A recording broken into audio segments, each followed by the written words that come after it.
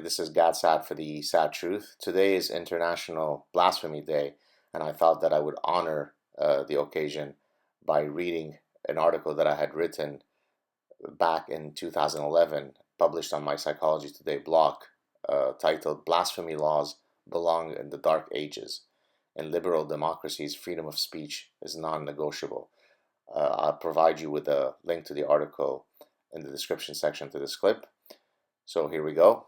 One of the defining features of a free, liberal, and secular society is the fact that individuals have the unalienable right to criticize every imaginable scientific theory, belief system, political ideology, religious narrative, political figure, etc., without fear of persecution or prosecution. No one has the birthright to be protected from being offended. Rational discourse and the scientific method are the means by which enlightened societies resolve their debates. This has been one of the foundational tenets of liberal democracies, and it is uniquely enshrined in the First Amendment to the U.S. Constitution. In the recent past, a disturbing global trend has begun to materialize. For example, Ireland has instituted a new blasphemy law. I wonder if under such a law, it might be illegal to criticize or mock the Catholic Church for the numerous sex scandals that its priests have been involved in. The Organization of the Islamic Conference, recently renamed the Organization of Islamic Cooperation, which consists of 57 member states, this includes the Palestinian Authority, is trying to supersede the existing UN Declaration of Human Rights by arguing that any criticism of religion, they really mean of Islam, in any country that is a signatory of their proposed charter would constitute a punishable offense. Hence, if the United States were to sign the charter, and if an American journalist were to write an article in an American outlet criticizing some aspect of Islam deemed religiously insulting, she would be liable under this universal law. Incidentally, Hillary Clinton is hosting several dignitaries from the OIC to discuss ways by which, quote, religious defamation might be curtailed. None other than Barack Obama appears quite sympathetic to the OIC's stated agenda. It is difficult to imagine how such a reality would fit within the notion of freedom of speech and freedom of conscience. If the First Amendment cannot guarantee one's right to criticize any and all religions in the most forceful of manner, the United States is no longer a free country. Incidentally, the Secretary General is Professor Ekmeleddin Ihsanoglu, a Turkish diplomat and academic. Turkey has repeatedly rejected the undeniable fact that the Armenian genocide took place. Turkish citizens who publicly proclaim that the Armenian genocide has taken place have been arrested for the crime of insulting Turkish honor. One wonders how this Turkish law fits within the OIC's mandate. The Dutch parliamentarian Geert Wilders was recently prosecuted in the Netherlands for having exercised his right to free speech by producing a movie titled Fitna that was highly critical of Islam. As a side note here, I'm not reading this from the article, he is now currently, in 2016, on trial again for having asked the question, does the Netherlands want more or less Moroccan refugees to come into the country? And that was considered, I suppose, hate speech, and he's now being prosecuted for the second time. Returning to the article, he stated that he could not imagine how in a free country such a trial could take place, let alone that according to him the facts in his movie were veridical. The Dutch magistrates retorted that the truth was irrelevant. Anybody who's listening to this should be getting goosebumps right now. The truth is irrelevant. Rather, his movie had hurt the feelings of a specific group of individuals by attacking their religion, and in so doing, he was liable. He was apparently fomenting religious discrimination by criticizing a religion's doctrines. The veracity of the information contained in Wilders' movie should rightly be judged, be it in the court of public opinion and or, in his case, by the electorate, since he is a politician. The judicial system has no place in this debate. One need not be a sophisticated constitutional scholar to appreciate the dangerous precedent that such a trial establishes.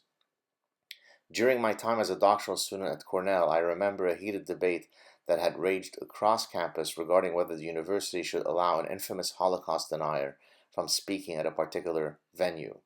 Clearly, such a person is espousing a highly objectionable, offensive, and astonishingly false position, yet it would have been antithetical to the tenets of a free society to arrest him on the ground that he was offensive to Jews. And I say this as a Jewish person. On a highly controversial episode of Curb Your Enthusiasm, Larry David accidentally, quote, splashes with his urine an image of Jesus hanging in a bathroom. The quote humor was rather puerile, if not offensive and crass, yet it seems unimaginable that he would be arrested for his comedic choices.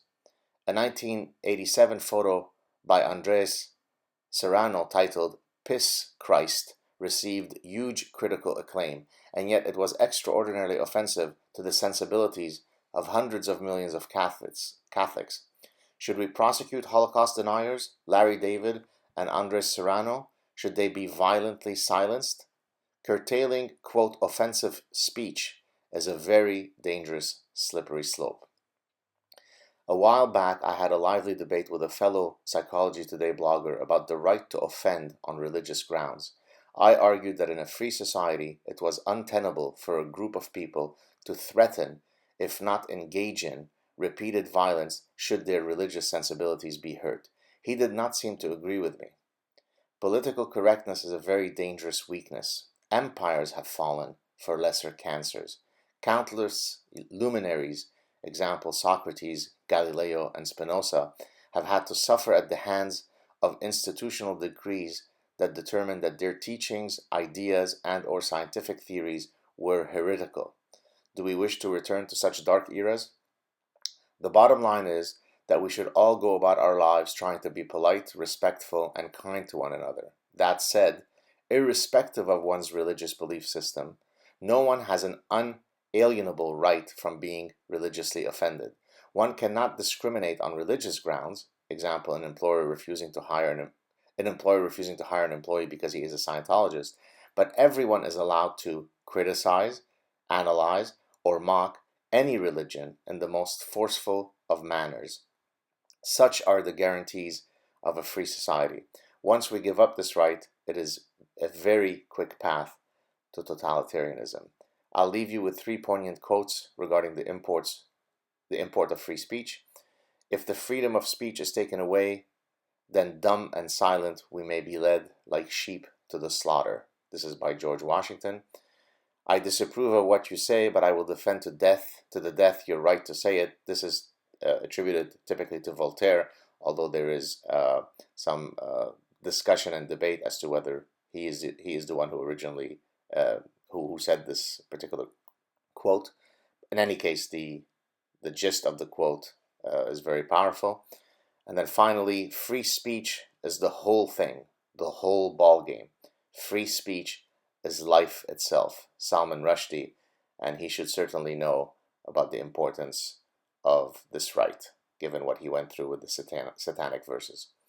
In any case, happy International Blasphemy Day. If we wish to live in secular, free, liberal, modern societies, then each of us needs to get engaged in making sure that not a single inch of our freedoms is ever threatened. Have a great weekend, everybody. Talk to you soon. Ciao.